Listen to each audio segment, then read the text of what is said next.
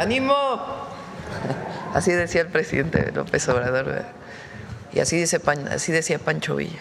¡Ánimo! Bueno, hoy es lunes, ya 8 de diciembre, ya estamos cerca del fin de año. Les vamos a dar vacaciones.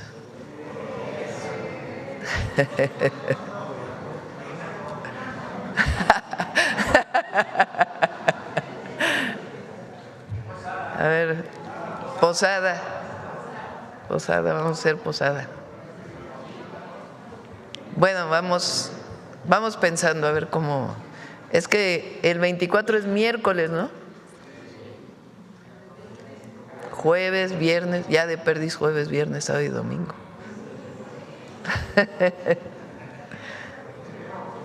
A ver, ¿quién quiere que demos el...? No, pero todo depende.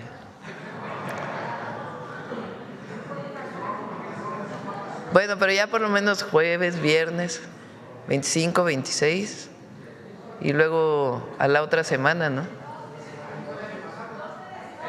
¿Así cayó? El 12, Día de la Virgen de Guadalupe. ¿Qué hicimos el año pasado? ¿No hubo? Ah, pues vamos a hacer tradición, vamos a respetar a la Virgen. Bueno, a ver, está con nosotros Iván Escalante, como todos los lunes, con quienes quieren los precios. Después invité a Zoé Robledo porque trae muy buenos datos de el empleo en el mes de noviembre, muy importantes, de todo el año y particularmente el mes de noviembre.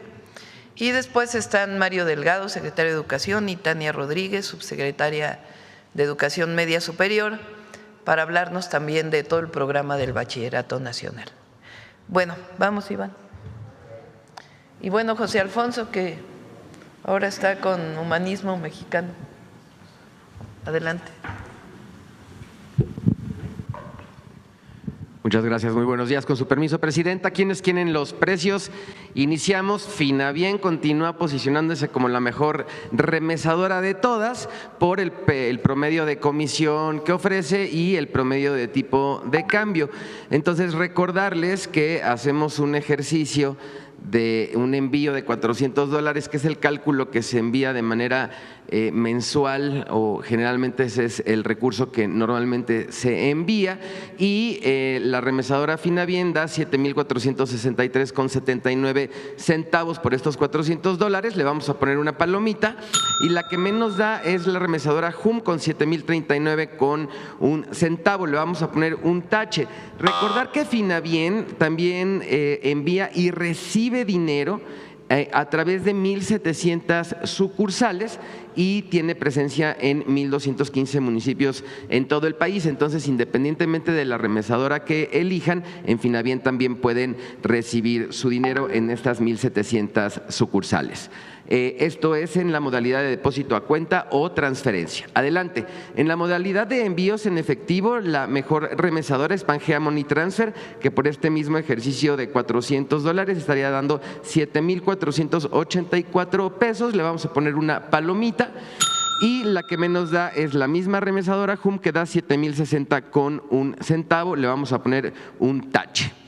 Y aquí, adelante, hicimos un ejercicio, Presidenta, de 4 envíos consecutivos a través de las empresas que menos pesos da por los dólares y Finabien, y después de 4 envíos, la suma que pudiera estar recibiendo de más las personas que reciben el dinero de nuestros paisanos da un total de 1,605 pesos, es decir, con 4 envíos se hace mucha diferencia el recurso que reciben las personas aquí en México del dinero que nos envían los paisanos, y aquí se demuestra que sigue siendo la mejor alternativa Finabien. Adelante, por favor.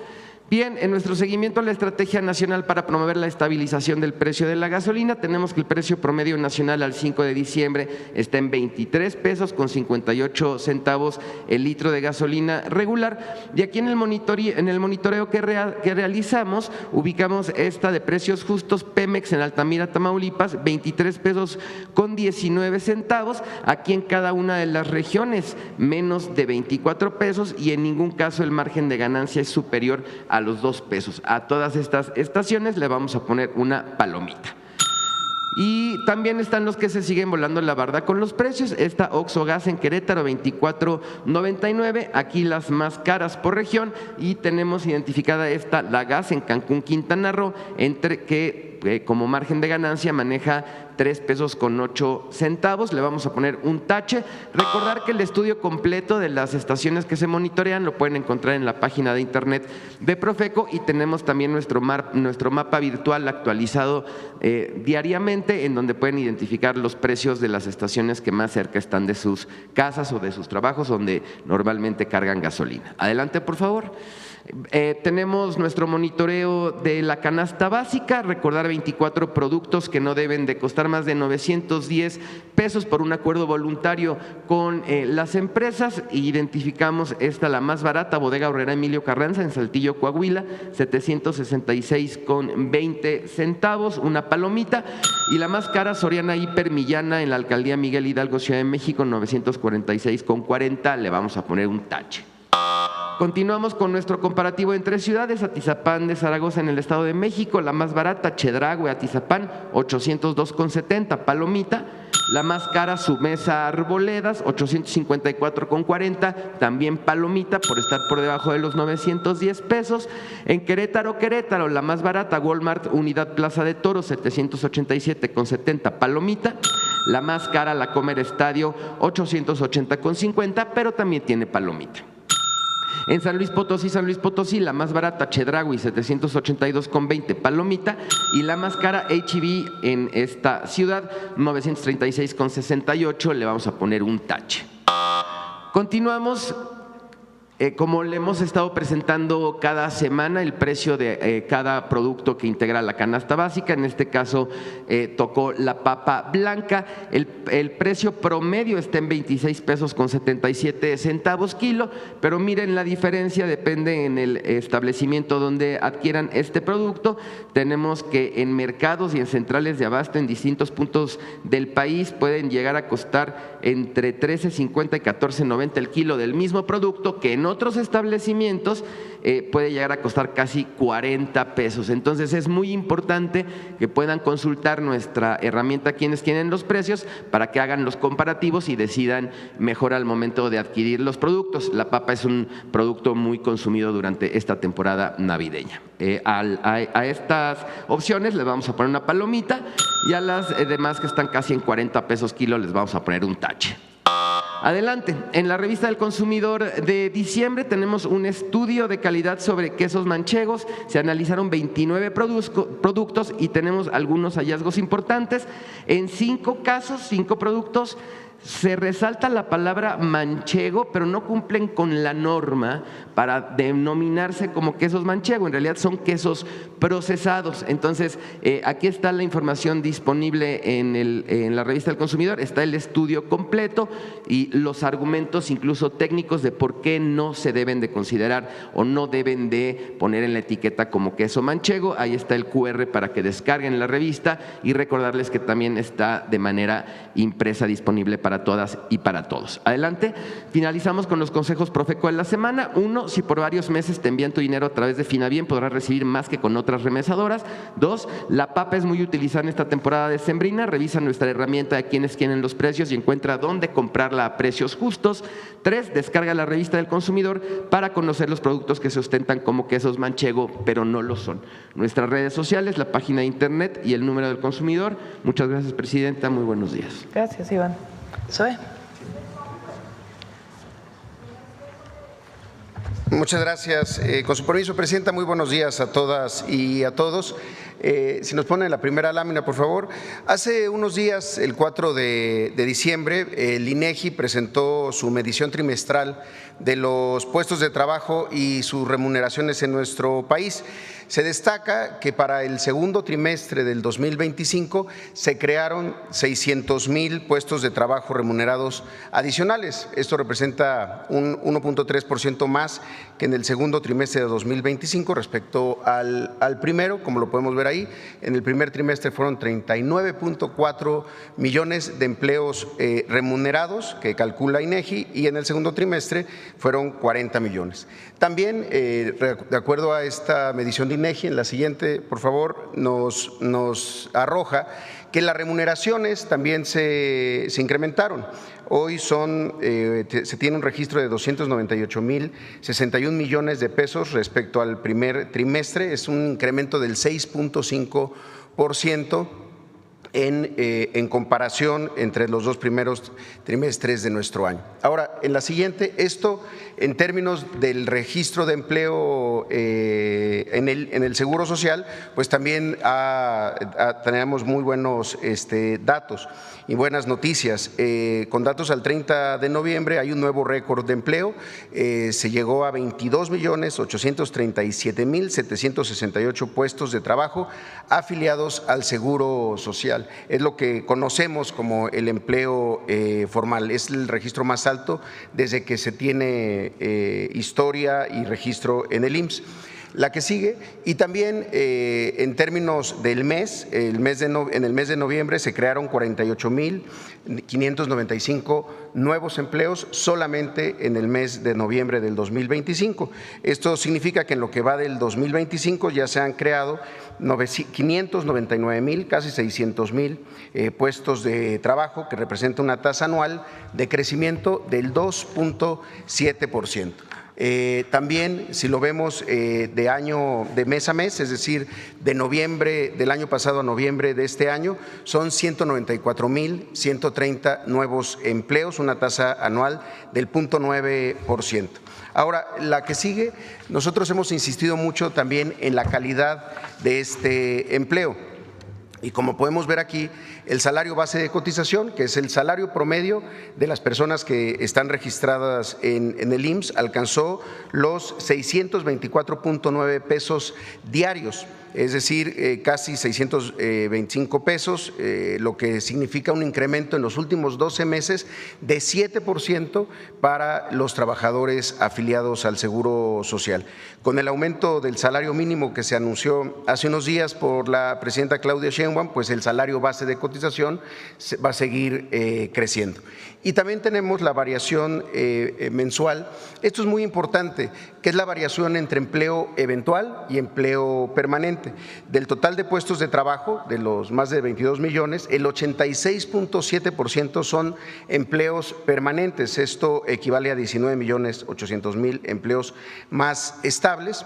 La cifra es la más alta considerando cualquier mes en la historia del Seguro Social. Y un dato adicional, la siguiente, es el incremento de la participación de las mujeres en el mercado laboral. Son ya 9,229,000 puestos de trabajo registrados en el IMSS, lo que equivale al 40.4% del empleo total. En los últimos 12 meses se han creado 98,000 nuevos puestos solamente de mujeres que se han sumado al mercado laboral de nuestro país. Son los datos de noviembre, Presidenta. Muchas gracias. Ahora sí.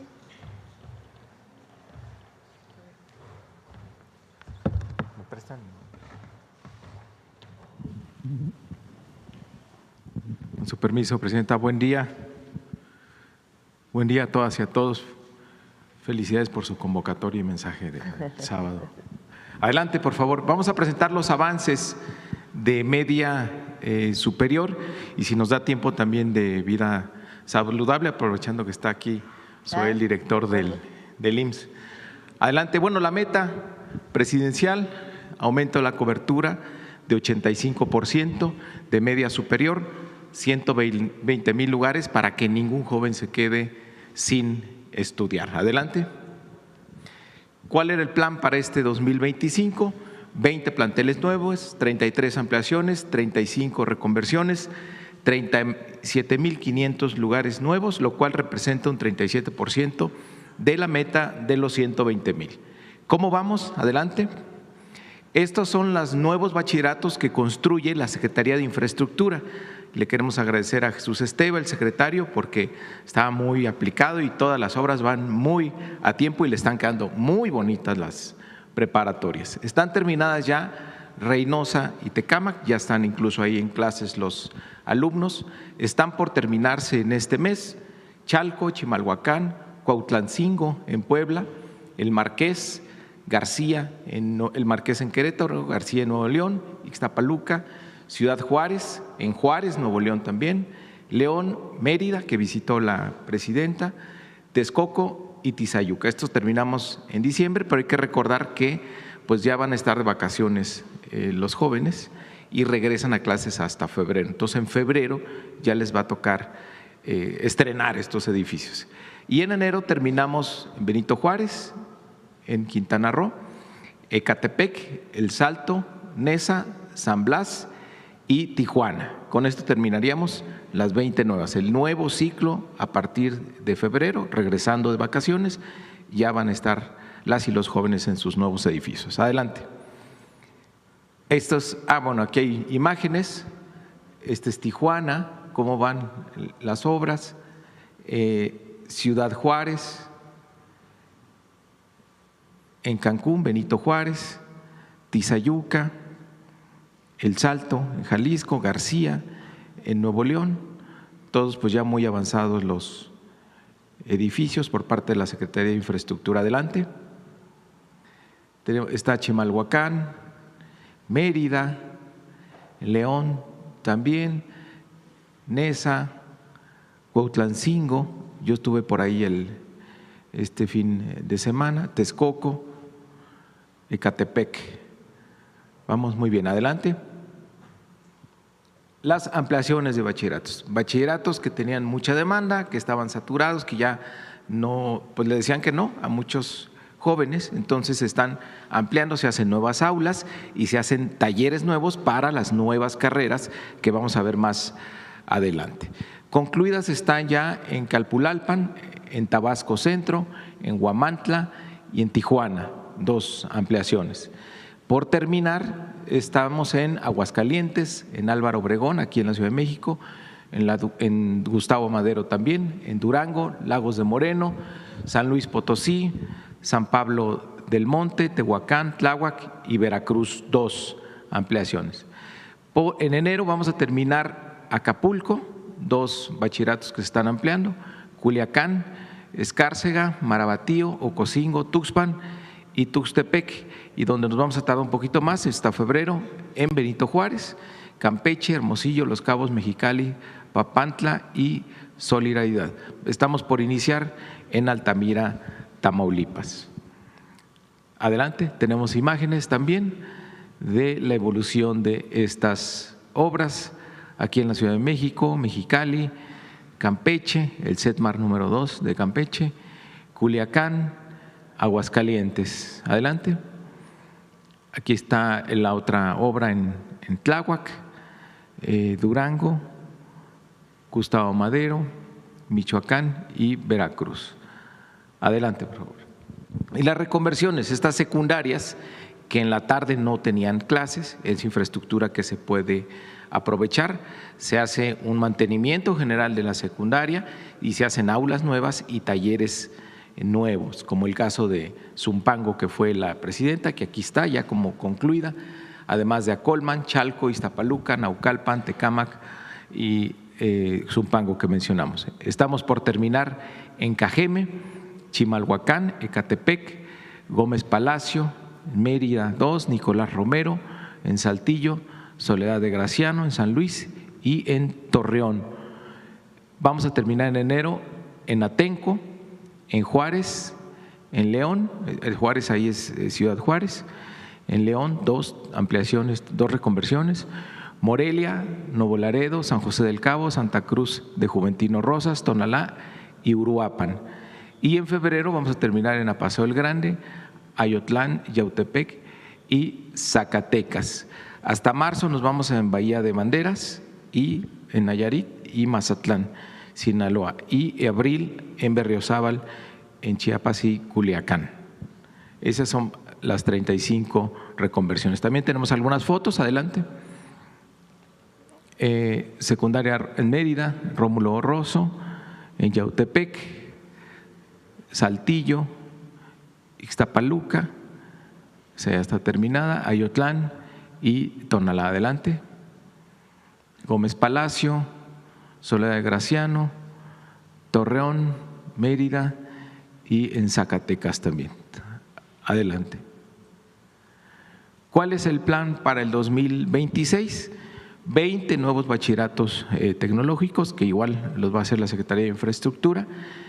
Ya tenemos los lugares seleccionados, 52 ampliaciones de preparatorias que tenemos saturadas y 130 ciberbachilleratos, que es esta evolución del telebachillerato a una educación más integral. Tania Rodríguez lo va a explicar muy bien. Queremos diferenciarlos del telebachillerato porque es otro concepto, entonces le hemos puesto por ahora ciberbachillerato, entonces estamos pendientes que la presidenta decida más o menos cómo le vamos a llamar a este concepto. Pero en total van a ser 65,400 lugares. Estos 130 ciberbachilleratos están elegidos a partir de la distancia que hay entre las secundarias y el bachillerato, para reforzar este concepto de que los jóvenes necesitan bachilleratos cerca de su casa.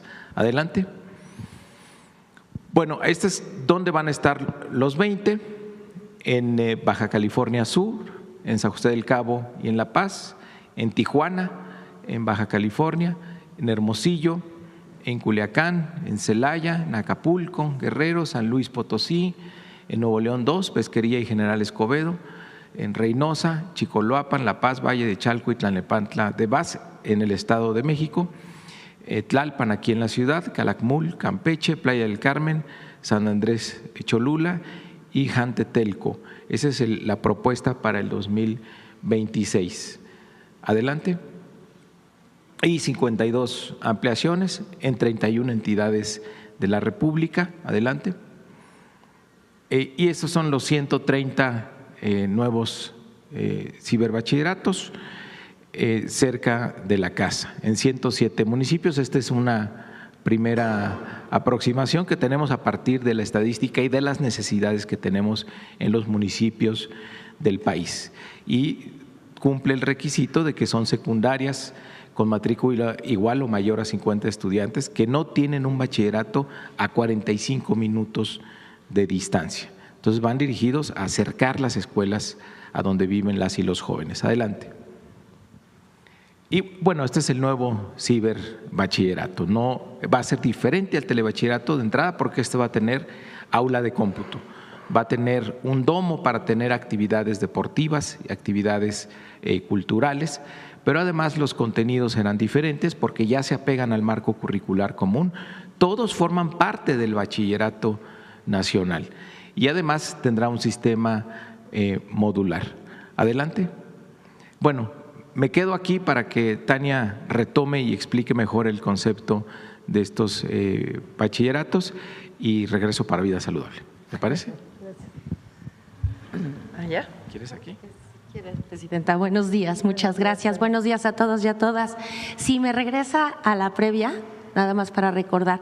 Recordarles a todos tal vez que esta transformación que la presidenta nos ha encomendado de reordenar la educación media superior tiene como fundamento la constitución de un marco curricular común, que es decir, tener una base de materias, para que todos lo entendamos, una base de materias comunes para todos los subsistemas. Es una especie de piso curricular y por otro lado un abrazo y un techo. Ahora lo vamos a explicar.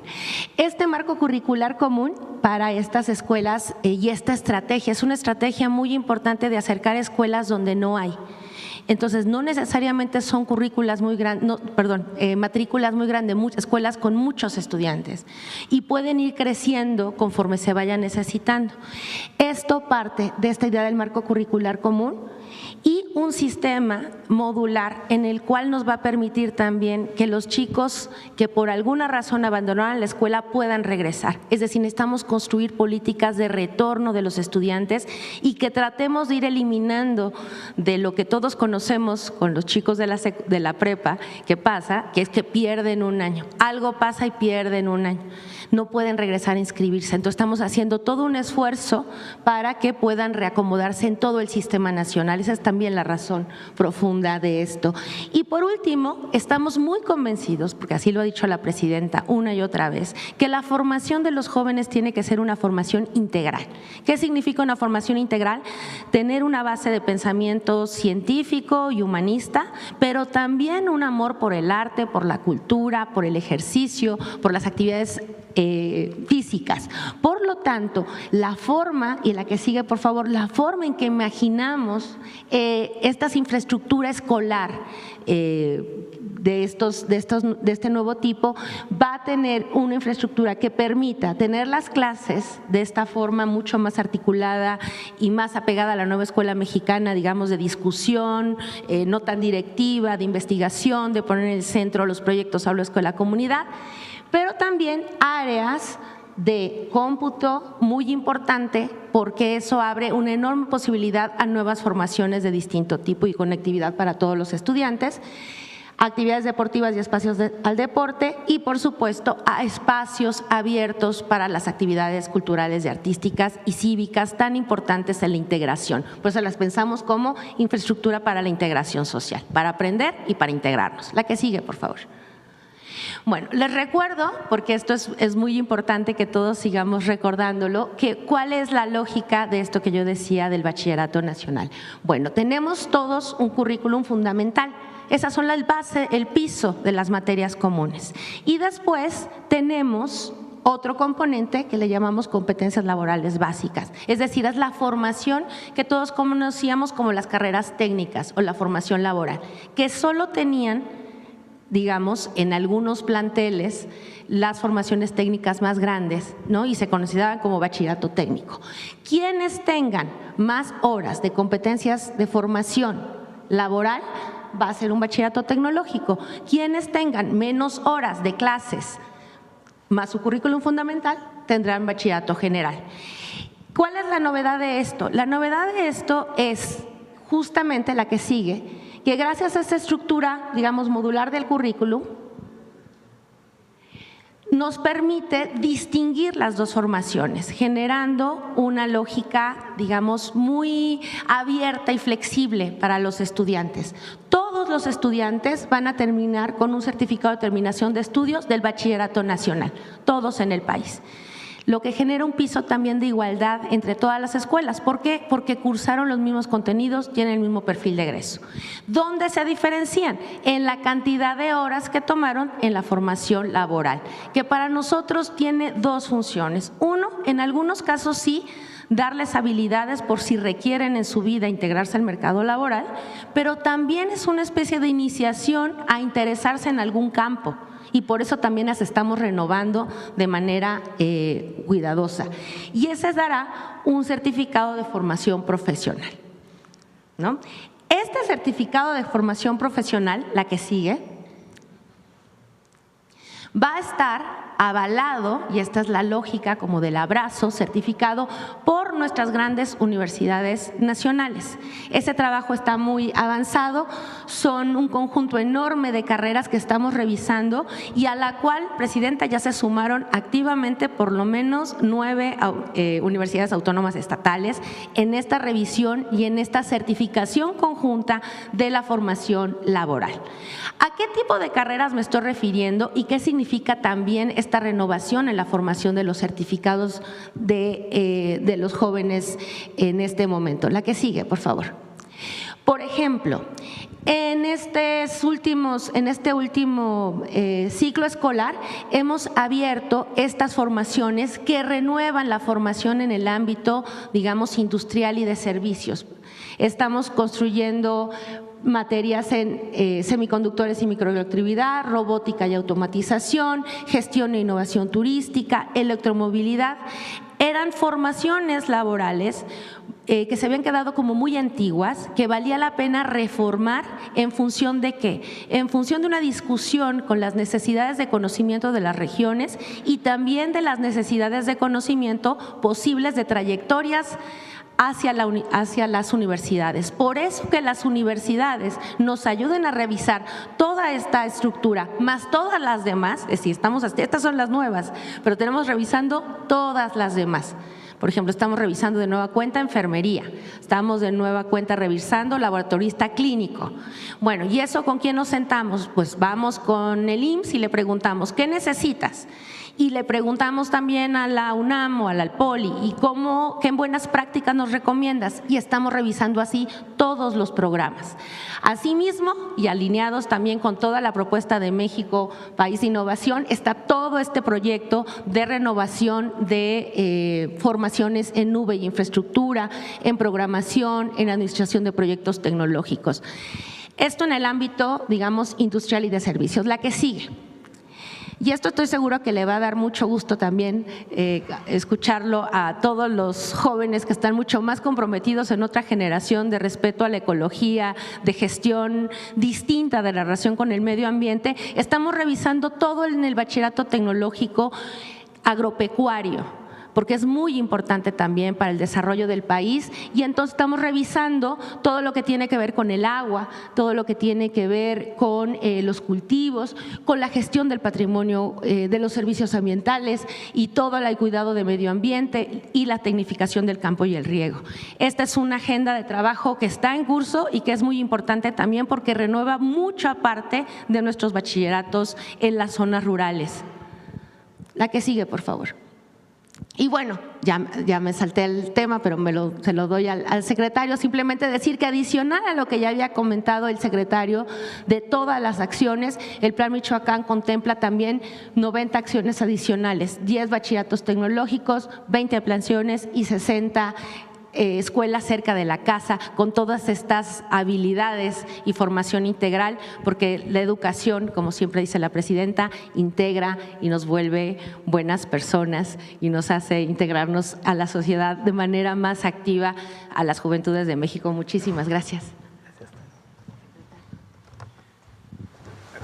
Y, a ver, entonces, sí, ¿cómo quedamos en el plan global? Adelante, la meta.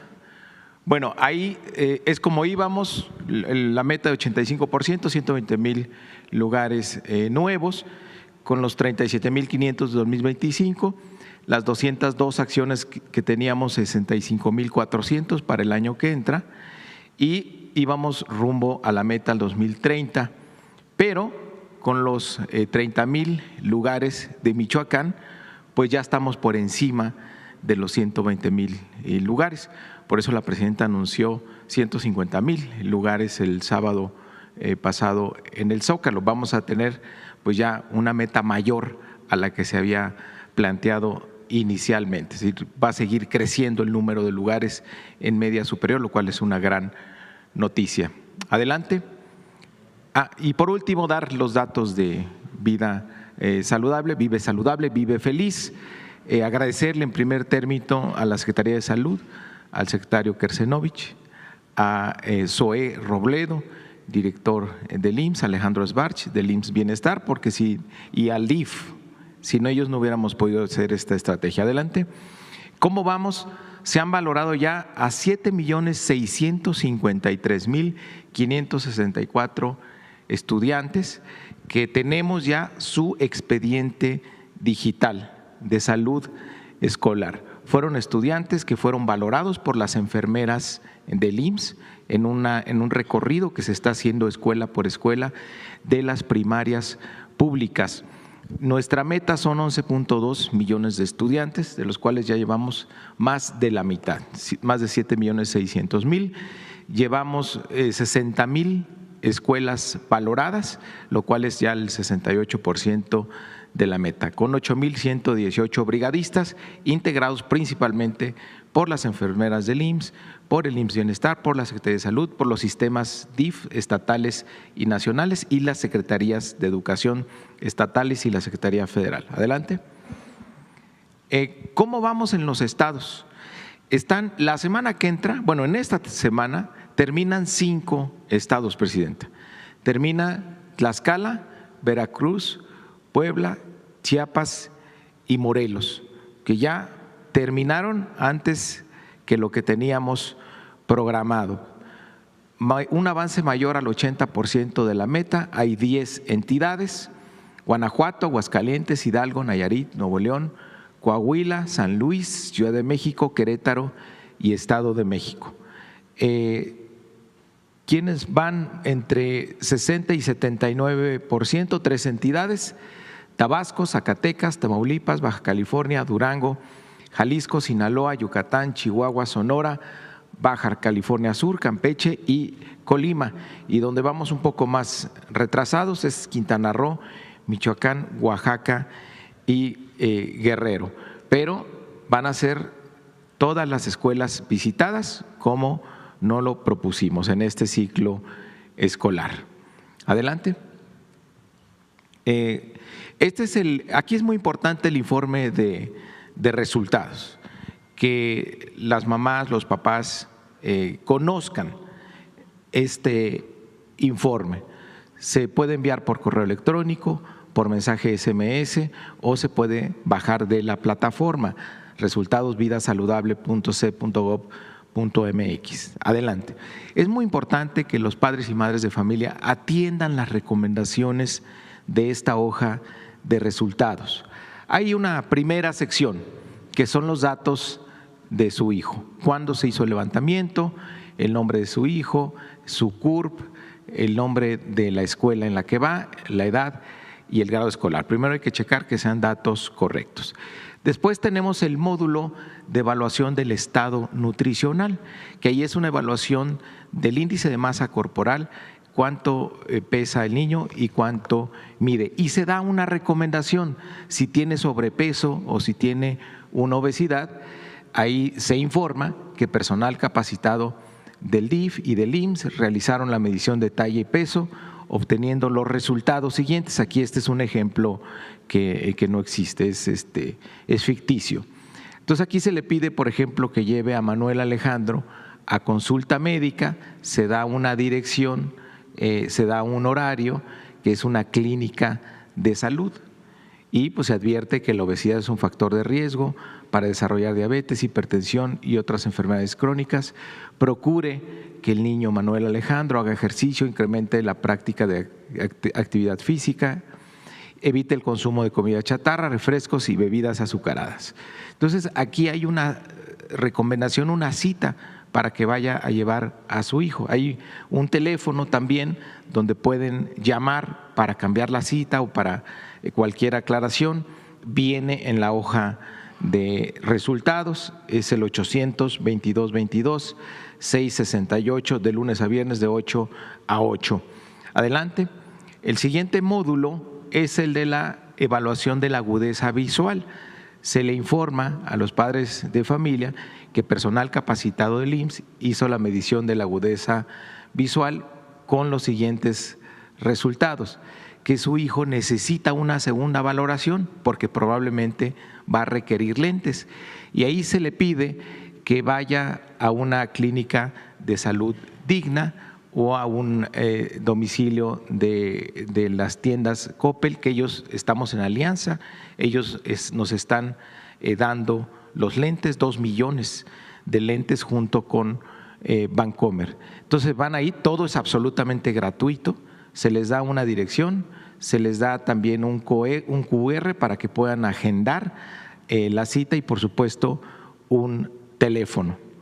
Siempre se determina la clínica que esté más cerca de donde viven los niños y las niñas, es decir, se les facilita. Hay este programa que hizo el IMSS, detecta cuál es la clínica más cercana al domicilio o a la escuela del niño o de la niña. Adelante. Y por último viene el módulo de la evaluación de la salud bucal.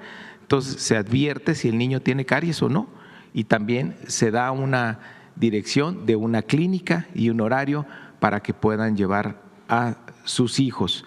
Esto es muy importante porque se ha detectado, SOE tiene los datos más precisos, que la gran mayoría de los niños nunca ha ido al dentista. Entonces, además en la visita se les pone flúor, se hace la revisión, pero es importante que se atienda y que se lleve a los niños. Adelante. Bueno, estos son, muy rápido ya, de las necesidades de atención médica que se han detectado de este tamizaje, que para hacer una orientación nutricional, 3.826.000 niños tienen que ir a cita. Sin embargo, han sido atendidos 275.000, apenas el 7%. Por eso insistimos a los padres y madres de familia que lleven a sus hijos a las citas. De 4.592.000 necesitan ir al dentista. Entonces les reiteramos a los papás, lleven a sus hijos a las clínicas que se les recomiendan en la hoja de resultados. Y también aproximadamente 3 millones son candidatos a usar lentes, falta una segunda revisión y ahí llevamos 100,000 lentes gratuitos distribuidos. Entonces, insistir a los padres y madres de familia que atiendan las recomendaciones. Adelante. Y aquí tenemos teléfonos y un sitio, cualquier duda, cualquier aclaración, ahí les darán las respuestas. Lo más importante es cerrar este ciclo, esta detección que se hace por parte del Gobierno de México. Ahora necesitamos el apoyo de las familias para lograr la generación más saludable, más fuerte y más feliz de la historia. Eso es todo, Presidenta. Gracias. Gracias, Mario. Bueno, son 3 buenas noticias. La primera, pon los datos nada más de empleo formal del IMSS. Son 600,000 empleos, yo dije el sábado 515,000, pero el INEGI reporta hasta noviembre 600,000, de los cuales 22.837.768 son empleos formales.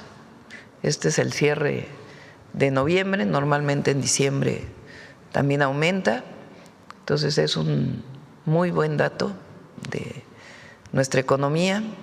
Segundo, vamos en cerca del 37% de la meta de lugares para preparatorias, vamos a llegar a 150,000 en el sexenio, y este modelo que se llama ciberbachillerato, que es un avance al telebachillerato para poder incorporar nuevas materias y además llevarán actividades deportivas y culturales que no lo tienen a la fecha los telebachilleratos y quedarán cerca de la casa. Y el tercer tema es un llamado a todos los papás y mamás que sus hijos ya fueron revisados por enfermeras y enfermeros del IMSS en su escuela, que recojan su hoja de resultados y que puedan llevar a sus hijos a algún centro de salud o a ir a recoger sus lentes, que son totalmente gratuitos. Bueno, esos son los 3 temas en resumen. Vamos a preguntas. A ver aquí, ahorita vamos atrás también. Buenos días, Presidenta. Hans Salazar, de Noticiero en Redes. Preguntar particularmente en el IMSS, que es estos números sobre el aumento del empleo, de las cantidades, incluso de los ingresos. Antes se daba el outsourcing, bueno, existía el outsourcing. Todavía algunos se resisten y bueno, pues hay denuncias al respecto, pero precisamente cuando ya venía hacia fines de año había una variante en la cantidad de empleos, porque muchas empresas mañosamente les quitaban el contrato o finalizaban y luego lo volvían a abrir quizá el próximo año. ¿Cómo se comportan las estadísticas al respecto? Quisiera saber si tienen algún registro en este momento, por favor. Sí, gracias, Presidenta. Sí, generalmente hay una parte de estacionalidad, como se le llama, es decir, algunas actividades que en el mes de diciembre disminuyen su actividad. Pero lo más importante sobre lo que se acaba de mencionar son aquellas empresas o aquellos empleadores que justamente en diciembre dan de baja a sus trabajadores y luego los dan de alta nuevamente en enero. Ese comportamiento que se ha estado combatiendo es muy perjudicial para las trabajadoras y los trabajadores, porque no solamente corren riesgo de quedarse sin vigencia en sus derechos y en ese sentido pues todo lo que significa, sino que también interrumpe la cotización, por ejemplo, del Infonavit. Entonces, una persona que va cotizando y va generando su historial para su crédito, pues esas bajadas tienen esa afectación. Una cosa muy importante, uno de los sectores que más contribuye a esa disminución de diciembre son las universidades privadas, que muchas veces identifican a algunos de sus profesores y profesoras como si fueran trabajadores eventuales cuando no lo son, que tienen un horario, cumplen las horas, son trabajadores que deben de ser considerados así, y entonces en estos periodos que son de vacaciones se les da de baja, cuando se ha hablado mucho con ellos en el entendido que son vacaciones, no son periodos en donde se pueda interrumpir la relación laboral. Entonces, siempre cuando empieza el mes, tenemos que hacer un esfuerzo enorme para hablar, identificar quienes empiezan a dar de baja, para identificar dónde hay comportamientos inadecuados que puedan afectar a los trabajadores. Y particularmente, insisto, mucho de esto pasa en universidades privadas que tienen varios registros patronales y un número importante de trabajadores asociados. Gracias. Presidenta, y sobre el fin de semana, el sábado, antier, este evento, este festejo por los 7 años de la transformación, pues nosotros, bueno, muchos, yo creo, presentes, cubrimos este evento. Fueron ríos de gente, muchos ya no pudimos pasar, incluso desde Bellas Artes. Hay 2 horas antes de iniciar el evento, de que iniciara, había los ríos de gente y ya era imposible pasar por ninguna de las calles aledañas al Zócalo. Yo quisiera preguntarle su sentir, su sentimiento, lo vimos, lo escuchamos en su discurso, en los datos que dio sobre de estos 7 años, y que también es importante subrayar. Muchos medios han atacado, bueno, lo sabemos cuáles son, incluso pues han demeritado mucho el festejar 7 años, dicen que pues eso está mal porque usted solo lleva 1 año, pero es claro que son 7 años de la transformación, es claro, de un movimiento. ¿Qué pudiera comentar su sentir después de este sábado y después de haber visto todo pues la presencia impresionante? Se daba una cifra de arriba de 600,000 presentes, no sé si hubo alguna variación, y quisiera preguntarle este sentir. Primero, agradecer a todos y a todas los que vinieron el sábado. Muchas gracias. Vinieron de toda la República. Obviamente quien viene de fuera, pues no viene caminando, ¿verdad? Viene en vehículo y la gente se organiza. Lo digo porque para cualquier comentario adicional. Segundo, mucho entusiasmo, muchos jóvenes, muchísimos jóvenes. Organizaron una marcha, pero además otros jóvenes que llegaron por su cuenta, organizados, muchas familias, mucha alegría, la gente estaba contenta. Y también combativa, vamos a decir, en el sentido pacífico, de defensa de los logros, de las conquistas que ha tenido el pueblo de México en estos 7 años de transformación. Lo festejamos como 7 años, pues porque nunca hubo engaños, siempre dijimos que iba a ser continuidad de los primeros 6 años, avance y nuevos temas, porque así es. Nosotros avanzamos en temas ambientales, temas de fuentes renovables de energía, mujeres, educación, nuevos esquemas para la media superior, nuevas universidades, además de las Benito Juárez. Entonces, somos parte de un movimiento que llegó en 2018, porque el pueblo de México lo decidió así, Y hay muchos avances y un modelo económico, político, ético, una forma de gobernar distinta.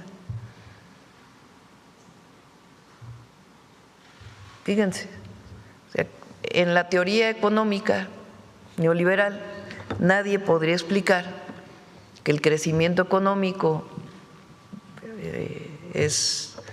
no es más del 1%, y entonces dirían, bueno, si no hay crecimiento económico por encima del 1%, no debería de haber creación de empleos.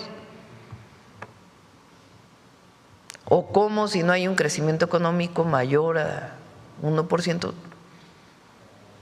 hay aumento salarial.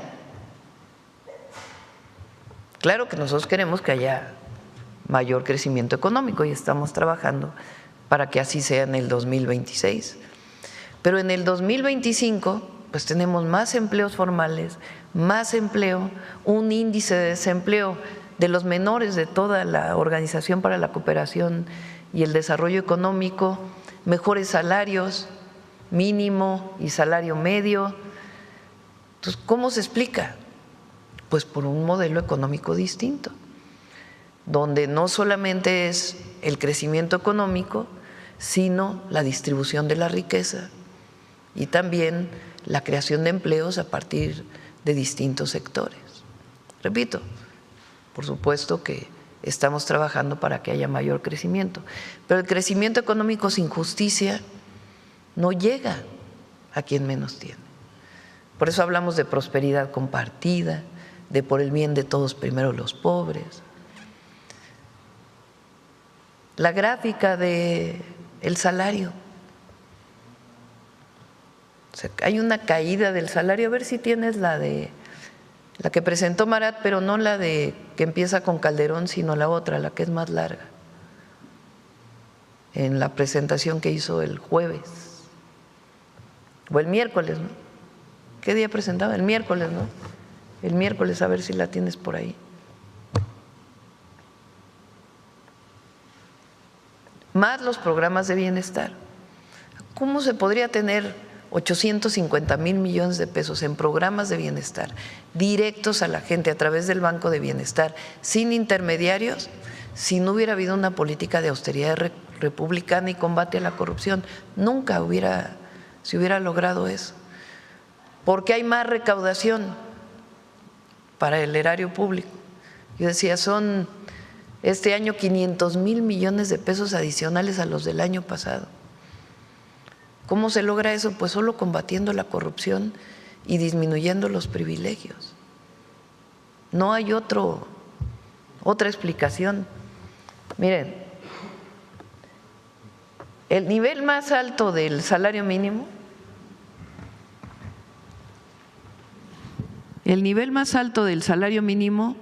se logra en el 77.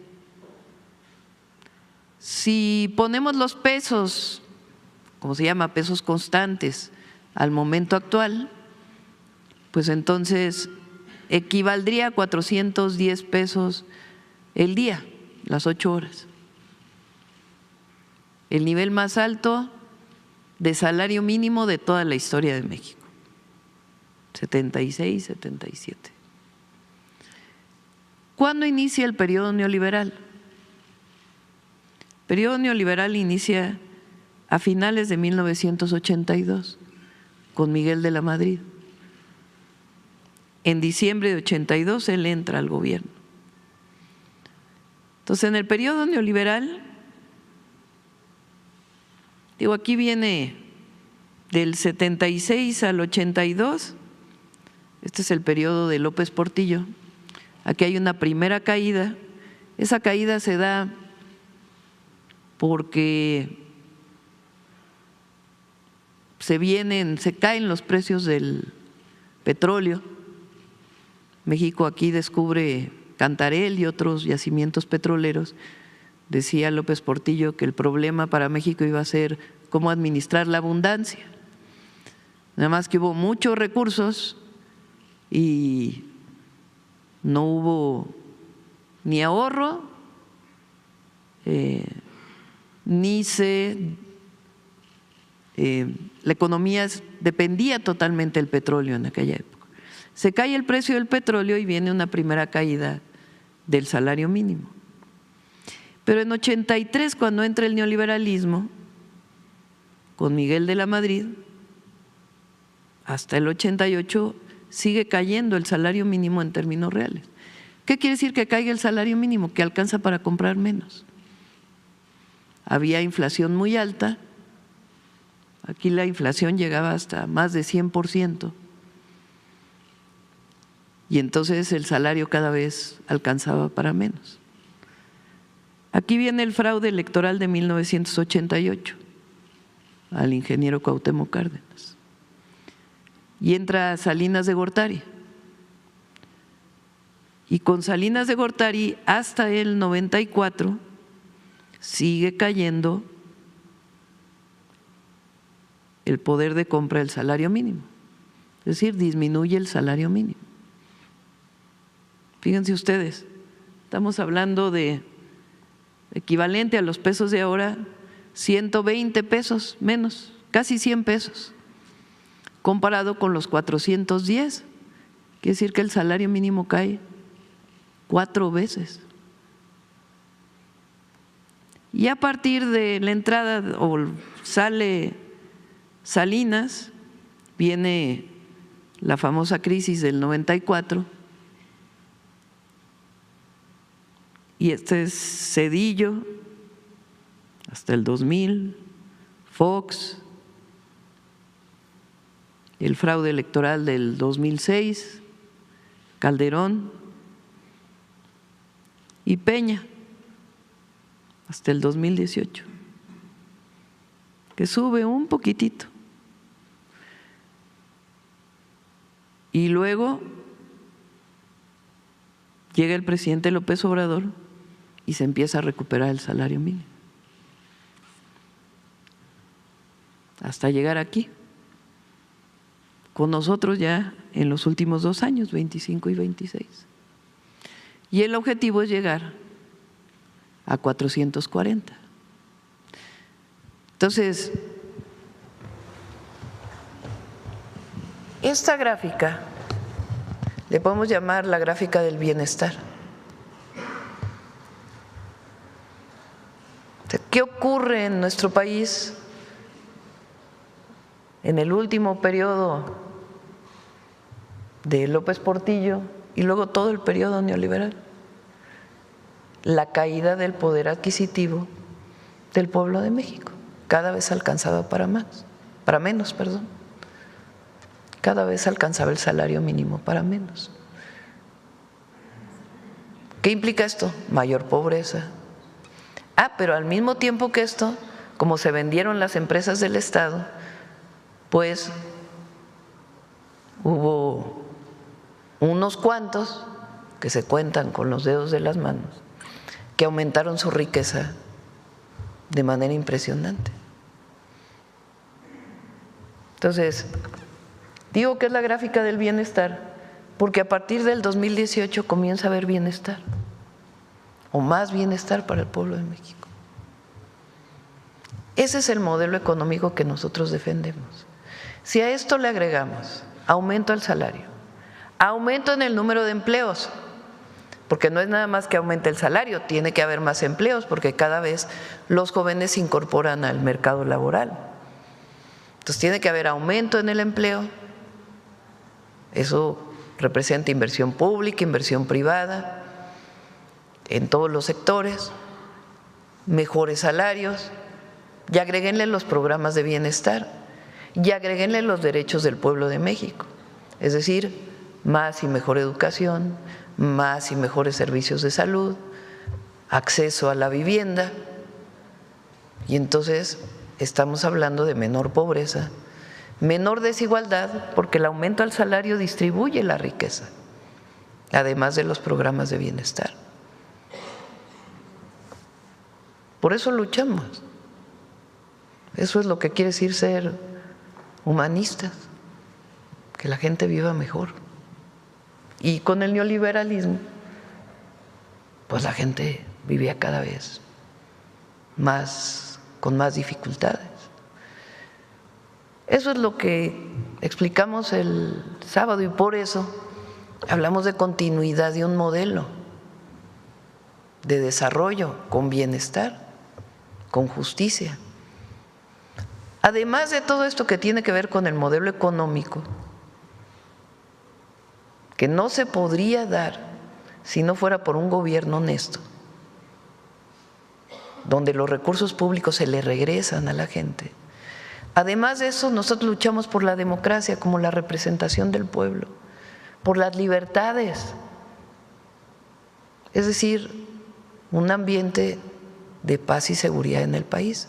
Y además trabajamos por la seguridad en todos los rincones de México. A eso le llamamos la cuarta transformación. Y es un modelo completamente distinto al que vivió México durante 36 años. Eso es lo que dijimos en la plaza, en el Zócalo. Y la gente está contenta por esto.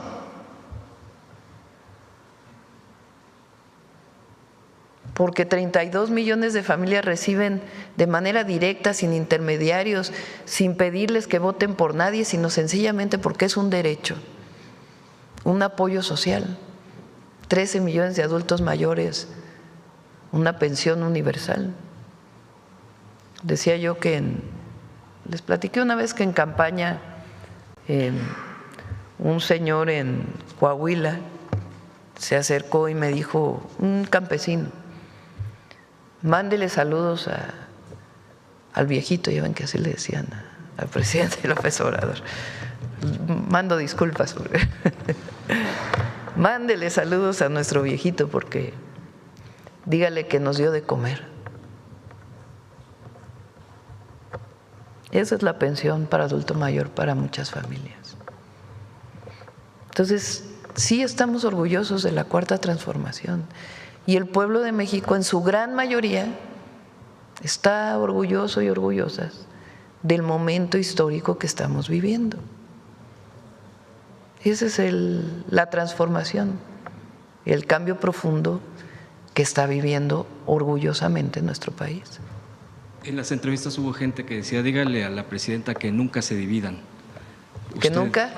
Sí, no. Con el presidente. Pues eso querían, que había algunos del viejo régimen o comentócratas que recibían apapachos del viejo régimen, que tenían la ilusión de que llegara a la presidencia y dijera, tiempo nuevo, ya no queremos saber nada del pasado de López Obrador. Porque así eran los gobiernos priistas. Cada sexenio que llegaba, estaba prohibido hablar del expresidente, porque imagínense. No, el objetivo era diferenciarse del anterior. A nosotros, al revés,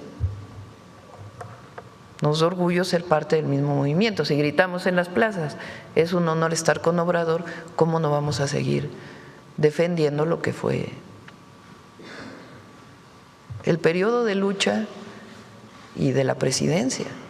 Somos parte del mismo movimiento y, por supuesto, con cambios, con nuevos programas, nuevos proyectos, pero en esencia los principios por los que luchamos, esos no cambian. Entonces, claro, ahora que dijimos no nos vamos a diferenciar y que hemos mantenido, que hubo elección al Poder Judicial, entonces sí, ¿cómo? ¿Pero qué dice la gente? No se dividan, no se dividan. Les digo que hay encuestas, una encuesta que vi hace poco, que la gente le preguntan, oye, ¿qué opina del periodo del presidente López Obrador? 80% está a favor. Y miren que sigue habiendo campaña contra él y contra nosotros. Presidenta, en otro tema, estuvo el actor Richard Gere en la FIL de Guadalajara, donde se expresó sobre usted, dijo que era increíble, era una mujer increíble, esto refiriéndose también al papel que ha tenido como defensa de nuestro país, como la postura de nuestro país ante pues pues también las diferencias que ha habido con el país del norte, con el presidente estadounidense. Aprovecho también para preguntarle sobre este tema, cómo se sintió en el sorteo de la FIFA. Vimos su alegría absoluta cuando saca el papel, bueno, el nombre de México, todo esto que forma parte de un sorteo, pero que también fue un encuentro con el presidente estadounidense y también con el primer ministro canadiense. ¿Cómo le fue? ¿Qué pudieron platicar? Si nos pudiera comentar algo al respecto. Ya el presidente estadounidense dijo que pues hablaron de temas de comercio, se avisora alguna reunión ya, digamos, protocolaria entre usted y Donald Trump, el presidente estadounidense Donald Trump. ¿Qué nos puede decir sobre esto? Y un comentario sobre lo que dijo el actor. Bueno, yo estoy convencida que México siempre tiene que buscar una buena relación con Estados Unidos. Por muchas razones. Uno, porque son nuestros vecinos. Dos, porque allá viven 40 millones de mexicanos y siempre tenemos que defenderlos. Y tres, porque es mejor llegar a acuerdos que confrontaciones. ¿Cómo se da esta relación? Pues con principios, sin subordinación. Y hasta ahora, en estos meses que lleva desde febrero a la fecha, que lleva el presidente Trump y nosotros, pues lo que hemos dejado claro es coordinación sin subordinación, respeto a nuestra soberanía, respeto a nuestra territorialidad, respeto a la soberanía en el sentido más amplio. El pueblo de México es el único que puede decidir cómo se gobierna. Y también la defensa de los mexicanos allá, porque en cualquier lugar donde estemos siempre hablamos de eso, con el presidente Trump, con el secretario Rubio, de lo que son los mexicanos allá, lo que representan. Entonces, en la reunión del viernes, pues en realidad era un evento, digamos, no formalmente político, sino un evento más pues relacionado con el fútbol, el deporte, y pues lo que se vio fue una buena relación entre los tres países. Creo que eso fue muy importante. Y no es que hayamos avanzado mucho en la reunión privada, porque nos reunimos los tres países, pero quedamos de seguir trabajando. Ya en su momento, pues, cuando vayamos avanzando más, ya podemos informarles más. Pero fue una reunión muy cordial y de mucho respeto hacia México del presidente Trump, y eso pues siempre lo vamos a agradecer. Podemos no estar de acuerdo, pero creo que siempre tenemos que buscar una buena relación. Entonces eso fue lo que vivimos el viernes. No nos quedó tan mal el grupo. Ahí estábamos. Y mucha suerte a la selección. Por último, Presidenta, preguntarle la postura del PAN respecto a la aprobación de la reforma a la Ley de Aguas Nacionales ha sido muy concreta, pero también de acuerdo a lo que también se ha expresado aquí, se ha explicado sobre estos cambios a la ley, es contraria, y dicen que es la privatización total, que el gobierno de usted se quiere quedar con todo. Hablan incluso de que va en contra, esa es la frase, en contra de la propiedad privada. Esa es ahora la postura de ellos, que todo se quiere controlar, centralizar. Quisiera yo preguntarle una respuesta y también preguntar otro tema, ya por último, ya que está aquí el secretario de Educación, si me lo permite, preguntarle sobre la situación de la Universidad Pedagógica Nacional, que aún se encuentra pues detenida por esta inconformidad de estudiantes y de algunos académicos. La postura del Partido Acción Nacional, la pública, lo que demuestra es una total ignorancia. Así lo digo con todas sus letras. Lo primero, no han leído la Constitución. El agua es un recurso natural, que es un bien de la nación. Eso está desde la Constitución del 17. Porque ellos dicen que se atenta contra la propiedad privada del agua. Lo que dice la Constitución es que se puede concesionar. Entonces, ¿qué representa la Ley de Aguas Nacionales? Un ordenamiento de las concesiones. No se toca ninguna concesión, ninguna concesión. Pero lo que sí se dice es, tienes una concesión, ya no la vas a usar, ya no la puedes vender. Ahora tiene que regresar pues a la Conagua, al recurso de la nación, y después concesionarse. ¿Por qué es esto? Pues porque pasó durante muchos años, imagínense, un distrito de riego que tenía una concesión para riego agrícola o una persona que tenía una concesión para riego agrícola. Se vendía la tierra para uso habitacional y se vendía con esa concesión del agua y nunca se le avisaba a la Conagua que ya no era para riego, sino que era uso habitacional. ¿Qué diferencia tiene? Una se paga y la otra no. Entonces, el distrito de riego vendía su concesión en términos más sencillos, o transmitía su concesión, y el nuevo desarrollo habitacional no le pagaba agua a la Conagua por la concesión, porque el riego no se paga y en cambio el uso residencial sí, porque el riego pues es para producción de alimentos. Así está desde hace. Entonces, ¿qué se dice ahora? Bueno, si ya lo vas a cambiar, pues entonces avísale a la Conagua y la Conagua da la nueva concesión de manera expedita, rápida y transparente, pero garantizando que sepamos a dónde se está yendo el agua, que es un recurso de la nación por Constitución. ¿Qué otra cosa se limita? Por ejemplo, hay un distrito de riego, algunos distritos de riego, que tienen la concesión del agua. Tienen la concesión del agua y no pagan agua.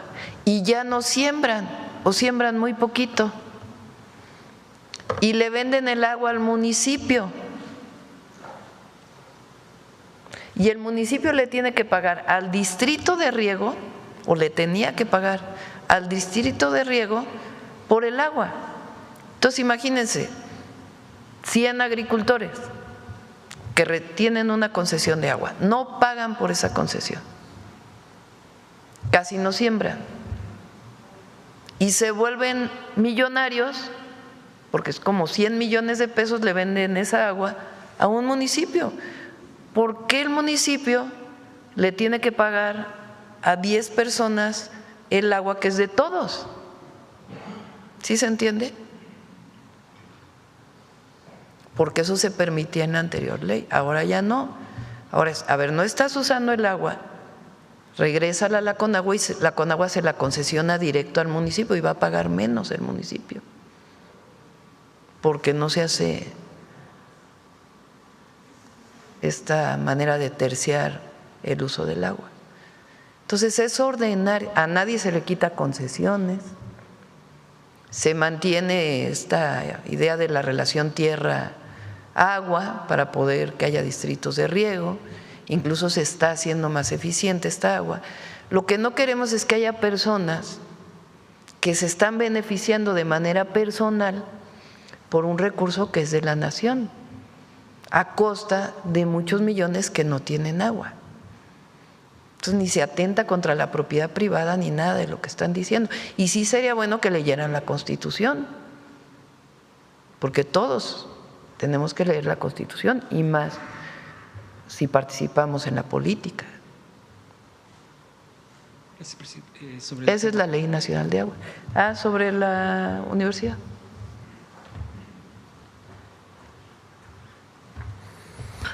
Bueno, primero decir que somos respetuosos del derecho a la libre manifestación de las y los estudiantes.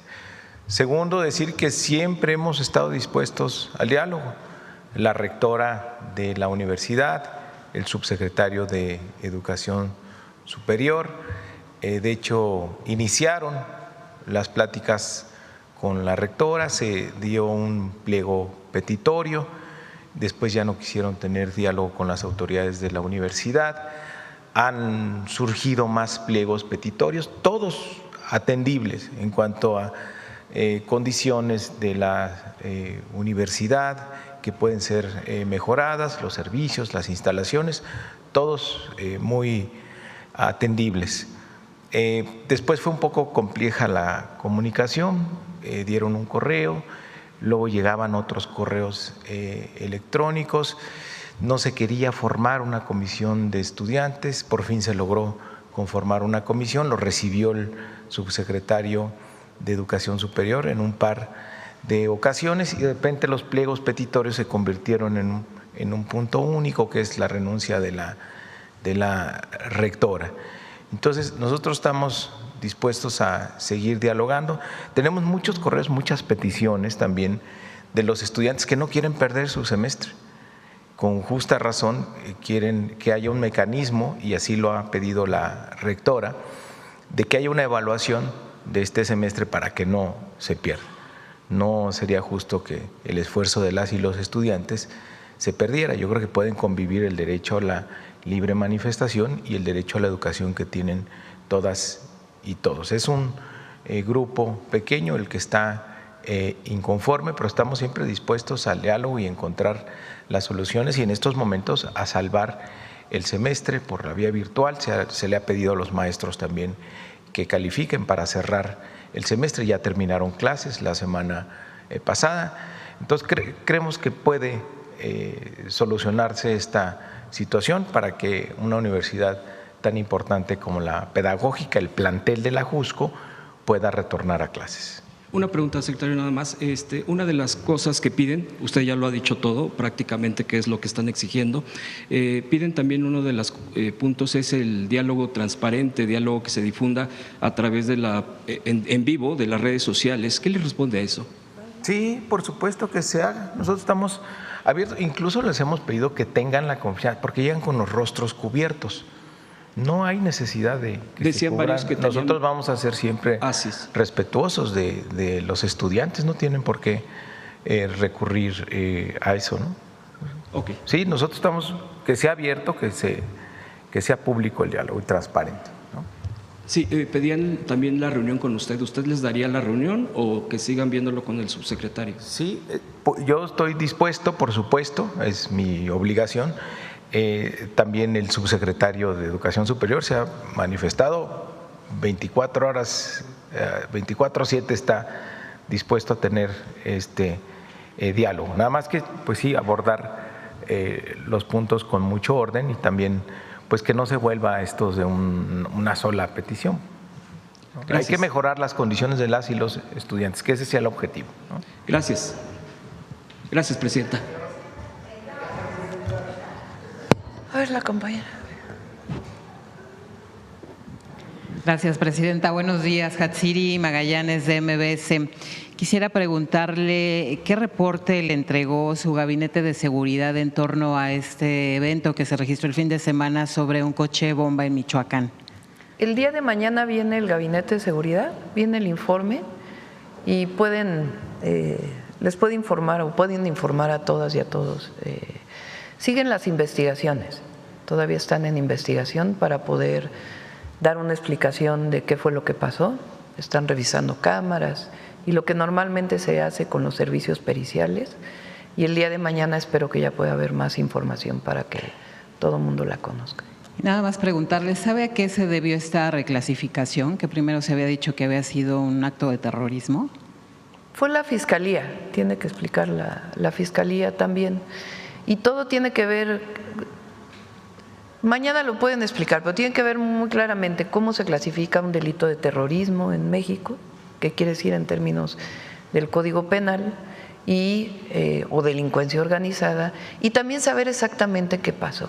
Entonces, por eso es muy importante que se haga toda la investigación y a partir de la investigación también catalogar el delito y que todo el mundo sepamos exactamente qué pasó, cuál fue la causa, quiénes los responsables, y la Fiscalía pues también que haga su parte en la investigación.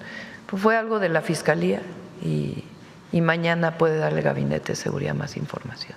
¿Usted considera que después de estos hechos habría que reforzar este Plan Michoacán, esta estrategia que está implementando su gobierno? Hay que revisar, primero, antes de cualquier cosa hay que estar bien informados, bien informados. Un delito de este tipo pues tiene evidentemente que hacerse una investigación, cómo fue que ocurrió, quién lo provocó, cómo llegaron al lugar donde llegaron, todo. Entonces, para eso es importante que se haga la investigación, por eso estamos reforzando desde que llegamos la inteligencia y la investigación, a partir de ahí las responsabilidades y tomar las medidas para pacificar, como lo hemos estado haciendo, todo el país y particularmente Michoacán. Gracias, presidenta. Preguntarle por otro lado, ¿ya se sabe a dónde va, a qué embajada va el exfiscal Alejandro Gertz Manero? Se hacen las peticiones al país y hasta que el país cede no lo… son tiempos, no es normal, pues.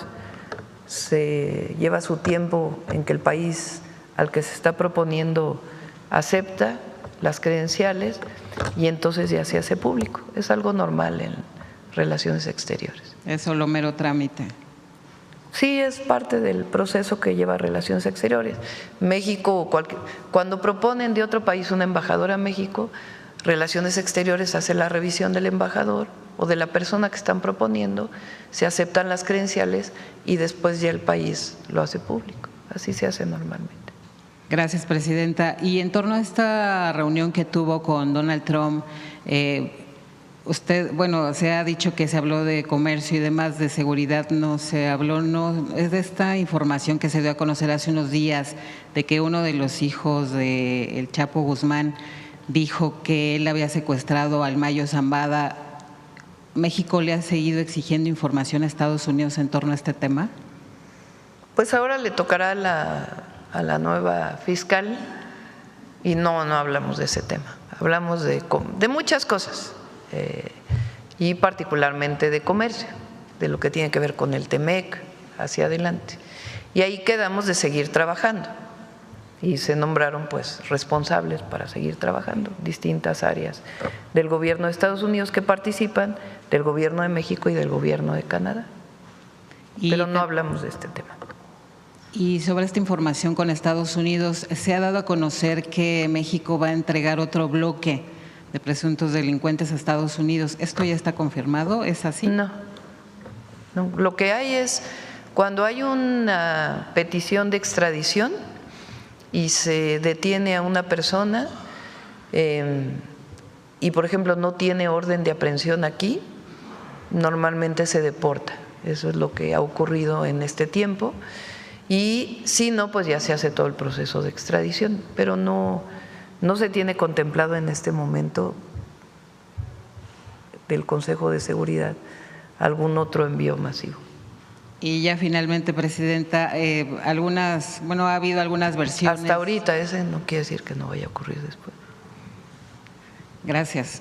Finalmente ha habido algunas versiones de que en el evento que encabezó el sábado pasado, pues hubo algunos grupos que les pagaron por venir. ¿Tiene usted reporte de eso? Sí, nunca aceptaríamos eso. Siempre hemos estado en contra de cualquier dádiva a cambio de participar en un evento. Eso no debe ocurrir. Pero además no hubiera habido el entusiasmo que hubo en esa manifestación si hubiera habido un acto masivo de compra para poder venir. Primero, siempre hemos estado en contra, nunca lo vamos a aprobar, no es la manera en que nosotros actuamos, ni la que utilizamos para convocar a una movilización, Y segundo, eso se nota de inmediato. No hubiera habido la cantidad de gente ni el entusiasmo que había en el evento si ese hubiera sido la forma de convocatoria. Gracias, presidenta. ¿Quién más? A ver. ¿Quién más? A ver, Carlos, acá. Ya cerramos, yo creo. Buenos días a todas Hoy y nos todos. vamos temprano. Carlos Navarro, Heraldo Media Group.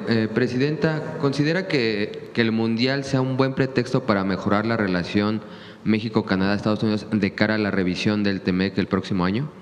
Sí, es un buen ambiente para la revisión del tratado. Incluso el ambiente que vivimos ahí el viernes pues muestra que en efecto pues es un momento en donde el deporte te une. Entonces, obviamente el Mundial pues genera buenas condiciones para relación entre los tres países.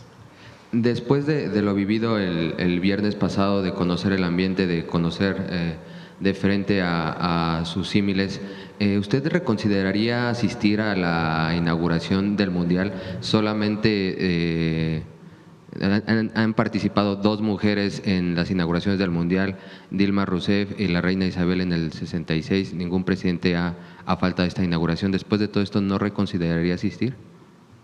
No. ¿Cuánto cuesta un boleto para el Mundial? Yo voy a ver la inauguración aquí con la gente en el Zócalo.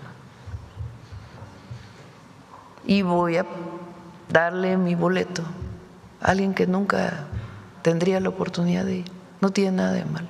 Al contrario, representa lo que somos. Entonces, sí, no. Yo voy a estar aquí con la gente, viendo en el evento. Y ya si vienen jefes de Estado, pues los recibiremos el día anterior y haremos alguna reunión, si es el caso.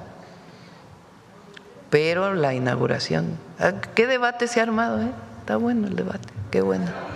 Presidenta, preguntarle también. Se lo dije desde que vino aquí a Infantino y le pareció muy bien.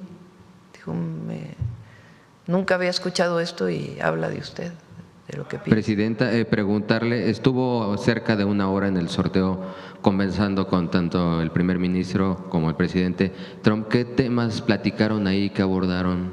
Nada, en donde estábamos en el palco, no era que si el equipo fulano de tal era bueno, que si el equipo este otro era mejor, que por qué cuando sacaron un papel no iba en el lugar que le correspondía, sino que era de otro grupo y por lo tanto iba en otro lugar. Es decir, todo relacionado con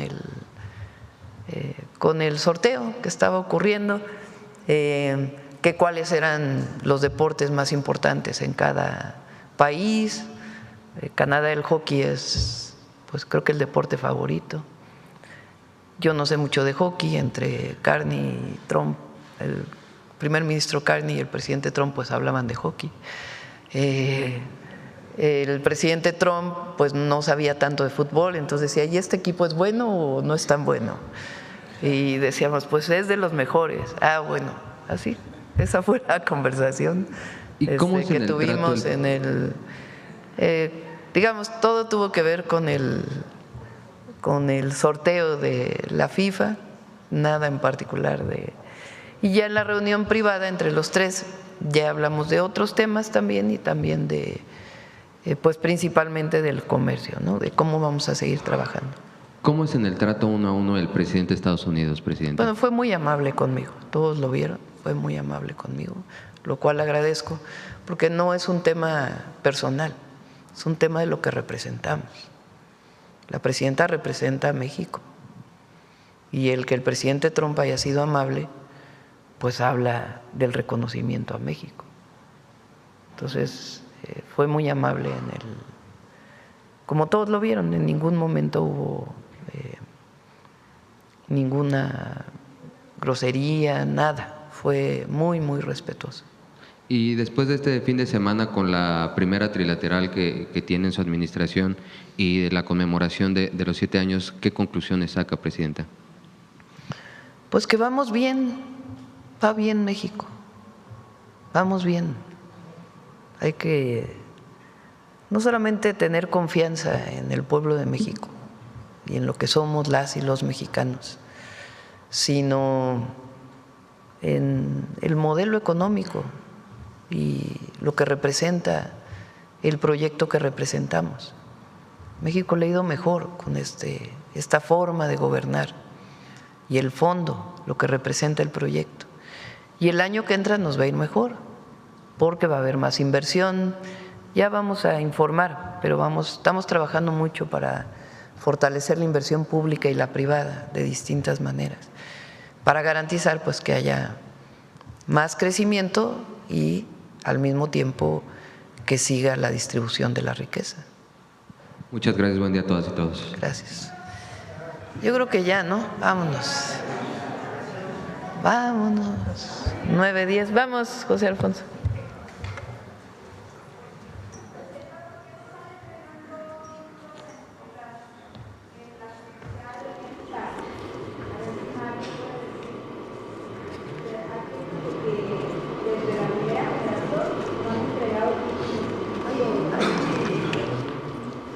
Pregunta Reina que por qué no se están entregando títulos en las universidades del bienestar. Sí se están entregando títulos. Hay algunas universidades, como lo planteé aquí, que tienen algunos problemas con la trayectoria que han tenido los estudiantes. Puede venir un día Raquel Sosa, le invitamos, para que hable de las universidades del bienestar Benito Juárez. Pero sí se están entregando títulos. Mario, no sé si quieras comentar algo más. Hay todo el tiempo entregas de títulos, ceremonias de titulación que son muy, muy bonitas, muy emotivas, pero no tienen ningún problema el proceso de titulación de las universidades del bienestar Benito Juárez, ¿no? Si hay ahí algún plantel que te lo hayan manifestado, con mucho gusto lo revisamos. Pero sí he escuchado que han preguntado y cada que preguntan revisamos y no, vamos muy bien. Y cada vez tiene más alumnos ese sistema de universidades. No.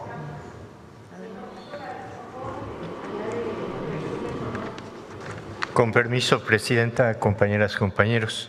Hoy, un personaje muy importante del muralismo mexicano estaría escuchando las mañanitas. Hoy, hace 139 años, es decir, en 1886, nacía Diego Rivera en Guanajuato. Diego Rivera, ese pintor maravilloso, extraordinario, aquel que antes de morir, el 24 de noviembre de 1957, reiteró su convicción de legar al pueblo mexicano toda su obra, en particular el proyecto de la Nahuacalli, este espacio monumental en donde el artista plástico concibió un espacio de recreación de la náhuatl, es decir, del mundo náhuatl. Diego Rivera decía en esa ocasión, antes de fallecer, devuelvo al pueblo lo que de la herencia artística de sus ancestros pude rescatar. Y es así. Esa frase describe a quien, a pesar de los importantes movimientos pictóricos ejercidos por él durante sus años de formación, encontró en la grandeza cultural de nuestros pueblos originarios a la fuerza creadora, los antagonismos en búsqueda de la armonía, aquellos que generaron un mundo profundamente comunitario, profundamente vinculado a la naturaleza y profundamente solidario. No sé si ustedes sepan que Rivera en 1926 creó una logia masónica espiritista a la cual denominó Quetzalcóatl. Es a partir de ese momento que empieza a redescubrir la grandeza de los pueblos originarios y empieza a plasmar los murales que muchos de nosotros conocemos. Gracias a ello, a esa memorística recuperada, tenemos en el Palacio Nacional sus grandes obras. Veamos el día de hoy la cápsula que, con motivo de su cumpleaños 139 hemos preparado sobre el gran Diego Rivera. Adelante. Después del triunfo de la Revolución Mexicana, la educación se convertiría en la principal herramienta de transformación social. Por eso José Vasconcelos, durante el gobierno de Álvaro Obregón, encargó a Diego Rivera pintar murales en las oficinas de la recién creada Secretaría de Educación Pública y la Escuela Nacional Preparatoria. No fue una coincidencia. Era 1920 y para ese entonces, Rivera era uno de los máximos artistas nacionales. Diego nació en 1886 en Guanajuato y al cumplir 11 años, su familia se trasladó a la Ciudad de México. Aunque su padre quiso que estudiara en el colegio militar, la precoz rebeldía trazó otro destino. Ingresó a la Academia de San Carlos, donde demostró su talento desde el comienzo. Diego sacaba buenas notas. Rivera era rebelde pero disciplinado, inquieto pero dedicado. En la academia fue alumno de artistas portentosos como Saturnino Herrán, Robero Montenegro y Ángel Zárraga. También del maravilloso paisajista José María Velasco y frecuentaba el taller del genial José Guadalupe Posada. Cada uno aportaría algo a la obra de Rivera. Los grandes artistas suelen ser tradición que se transforma. Al cumplir los 20 años, consiguió una beca para viajar a España. Vivió en Madrid y Barcelona, donde conoció las vanguardias artísticas europeas y un movimiento aún más importante para su obra, el anarquismo. Regresó a México en 1909 después de visitar Bélgica y París, epicentro de los movimientos estéticos y políticos occidentales. El arte en el mundo estaba en plena revolución. Regresó a México para las fiestas del Bicentenario y presenció el derrumbe de la dictadura porfirista y el nacimiento del primer movimiento social del siglo XX, la Revolución Mexicana. En 1912 volvió a Europa, donde se convirtió en discípulo de Picasso y se adhirió al cubismo, uno de los movimientos artísticos más importantes que propone el rompimiento de la perspectiva tradicional, que pone al mismo tiempo varios puntos de vista en una imagen. Eso fue Rivera, un artista con múltiples técnicas, un militante comprometido y un promotor de la historia y la grandeza cultural de México. Junto a él estuvieron otros maravillosos artistas como David Alfaro Siqueiros y José Clemente Orozco. Los muralistas pusieron la imagen a una nueva visión del país. Pintaron los rostros de la necesidad y los agravios, pero también del valor y el orgullo nacional. El muralismo mexicano fue una revolución estética y política, una experiencia colectiva, popular y gratuita, una invitación al pueblo a verse a sí mismo en las paredes de la historia. Rivera pintó, militó y formó a nuevas y nuevos artistas. Cuando cumplió 70 años, el general Lázaro Cárdenas le dedicó unas palabras. Rivera es un abanderado que con su pincel combatiente acompaña a las huestes de la independencia y de la reforma, reclamando la libertad de los esclavos, la libre expresión del pensamiento y la reivindicación del patrimonio nacional. Estampa los adelantos de nuestra cultura aborigen y anatematiza las crueldades de la conquista, de la Inquisición y de las invasiones extranjeras. Diego fue fundador y promotor del nacionalismo cultural, junto con Frida Kahlo y un grupo de artistas que por primera vez volteó a ver a México, sus regiones, el pueblo mexicano, los colores y los pueblos indígenas. Rivera puso el arte al servicio de la patria. Fue un artista de su tiempo, heredero de tradiciones nacionales y mundiales. Fue tradición y vanguardia, sin duda, un referente artístico del humanismo mexicano.